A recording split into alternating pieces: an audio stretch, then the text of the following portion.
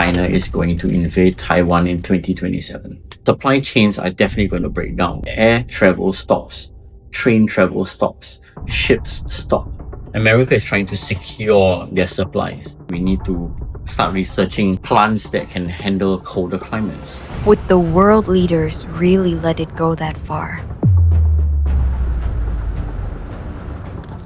So you talked about supply chain. I want to learn more about it. What do you think can be a trigger for a failure of supply chain, and what do you think is like the likely scenario of the consequences that will happen, especially for Thailand or maybe Southeast Asia? Well, let's talk about Thailand specific first. We are an export and import country at the same time. We can be the breadbasket of Southeast Asia when things go wrong. That being said, if there's a global nuclear war, then our agriculture would definitely suffer slightly, right? We need to start researching plants that can handle colder climates, right? That's not been done yet at the moment. Now, if we take an average person, how much things do you buy online from, say, different platforms like Lazada, Shopee, Alibaba, AliExpress, right? Where are these goods coming from ultimately, right? Mostly China, Southeast Asia, other countries, right? Now, it has been said in global news, you can see even BBC talks about it, right? Of how everybody is saying and accusing that China is going to invade Taiwan in 2027.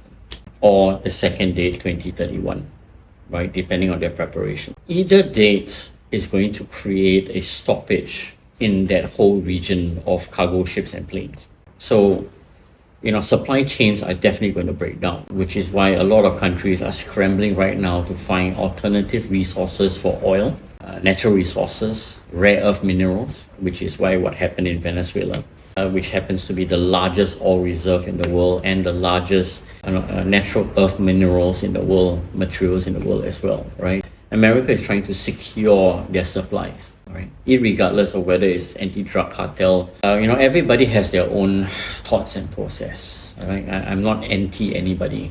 I just see it for what it is. Now, if there is a global war situation, the first thing that happens in a multipolar world is that air travel stops, train travel stops, ships stop.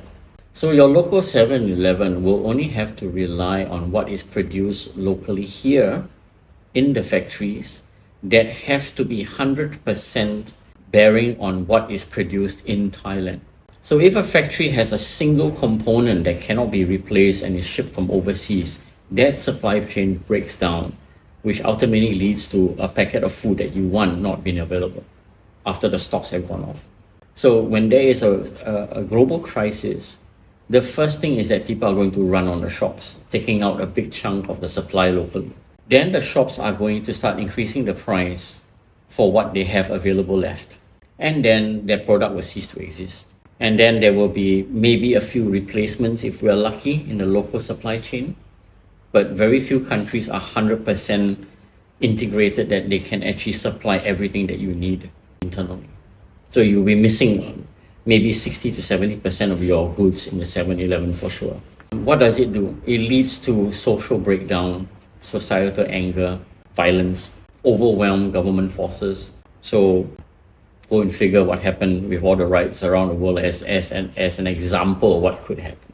Do you think Thai people are really that capable of that kind of violence that happened, say, in Indonesia, where they stormed the house of a finance minister? In Thailand, us Thais are known to be very resilient, or rather what the public relations calls us as very resilient people. We are to a certain extent depending on which model of life, right? If you're a farmer in non-chop, con-can, everything else, and you're accustomed to that kind of life, nothing's going to happen much. You're very self-sufficient in that very simplicity. If you're a city dweller and you are surrounded by luxury, then it's a different story, right? So I can't speak to the whole population on a whole. I believe there's a majority of good people, but then in peacetime you have paramedics shooting each other, taxi drivers, attacking people for small fees,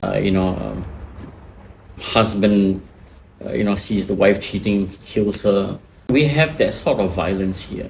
But ask yourself, what state of mind are you going to be in when you are starving and you are thirsty? How are you going to behave then? Right? Some of you can take the 12-hour test, right? Switch off your internet, switch off your power at home, see how you feel. Can you even mentally get through that problem first? Gives you an indication to if a population anywhere in the world will get violent or not. Do you think the system is really that fragile, especially in Bangkok? Like a lot of people would really argue that it can never really happen. The system can actually fail. Do you think it is really that fragile? Life itself in this world is as fragile as how you can wake up in the morning, everything is fine, and immediately bang the door into your face and break your nose. If that can happen to you, and you can kick the table and break your toe, anything is possible, right? The main question is, as an individual, if you're watching this, you have to ask yourself, if any kind of crisis, minor or major, happens, how do you respond to it personally? That's the first question you need to ask yourself. Do you think the case that you discussed earlier about China invasion of Taiwan, do you think it can really inflict or really cause really a breakdown of the supply chain? Can it really go that far? Would the world leaders really let it go that far? When you study predictive history, you realize that since World War I, World War II, Vietnam War, Korea War, Afghanistan, Iraq, Thailand, Cambodia border conflicts, African nations having turmoil, coups, you realize one constant. When a dictator says something, they mean it, right?